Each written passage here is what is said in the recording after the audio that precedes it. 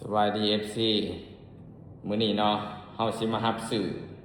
เครื่องเงินคือเก่าเนาะบ่ว่าสิเฮาสิซื้อหลายซื้อน้อยสำใดเฮาก็ซื้อตลอดเนาะบ่ว่ามันสิขึ้นหรือมันสิลงเนาะเฮาก็ซื้อตลอดเนาะสำหรับผู้ใดมีเนาะเป็นเครื่องเงินเนาะบ่ว่าจะเป็นสายอันนี้เนาะบ่ว่าจะเป็นสาย L หรือหยังต่างๆเนาะที่เป็นเนื้อเงินรับซื้อเนาะทุกอย่างที่เป็นเนื้อเงินเนาะถึงมันสิขาดมุนหรือว่าจังไดก็ตามนะครับซื้อตลอดเนาะสำหรับ FC ที่อยู่ต่างแขนกับปากเลยเนาะปากมาเลยเนาะเฮาอยู่นี่เนาะห้านของเฮาตั้งอยู่เมืองวัดเจียงเนาะแขวงจำปาสักมีอยู่2ห้านเนาะอยู่สาขาหนึ่งก็ตั้งอยู่หลัก13เมืองวัดเจียงเนาะทางไปปทุมพรเด้ออีกห้านหนึงก็ตั้งอยู่หลัก14เนาะส่วนห้านตั้งหลัก13เนี่ยเป็นห้านสะดวกซื้อและห้านพระเนาะห้านคำทวงเนาะและอีกห้านหลัก14แม่นห้านขายคำทวงเนาะ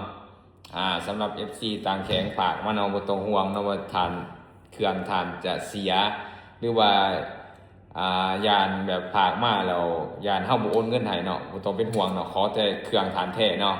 ทานก็ได้รับเงินแท้แน่นอนเนาะเฮายังรับซื้ออยู่ประจำเนาะรับซื้ออยู่ประจำบ่ว่าจะเป็นพวกคือเงินเหรียญหัวหนามแบบนี้สิเนาะ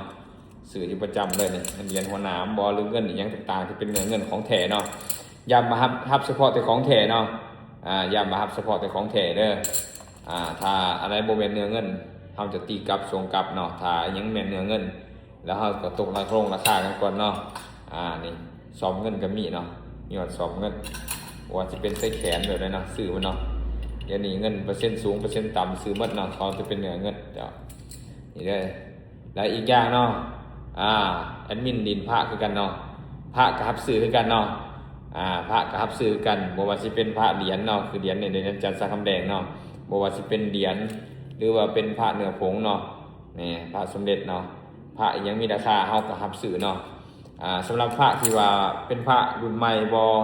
หรือเป็นพระเงินที่เขาบ่นิยมกันเฮาก็จะซื้อตามน้ำหนักเนาะตามนั้นเนาะแต่ว่าถ้าเป็นพระที่ว่า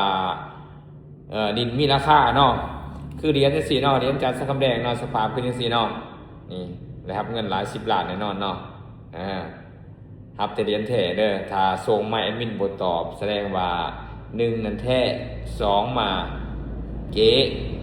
แล้วมันบ่เป็นราคานะราคามันบ่ทันสูงเนาะก็บ่อยากตอบเนาะเพราะว่าตอบไปหลายแล้วก็สิมีการซูซี่กันหลายแล้วก็มีการ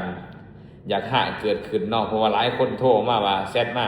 เป็นหยังคือบ่ซื้อมันคือของเจ้าได้นี่เพิ่นว่าเห็นจะประกาศซื้อ10ล้าน20ล้านของข่อยกับของแท้กันเจ้าคือบ่ซื้อแท้สำหรับเจ้ากับแท้สำหรับข่อยมันต่างกันเนาะถ้าเจ้าขาย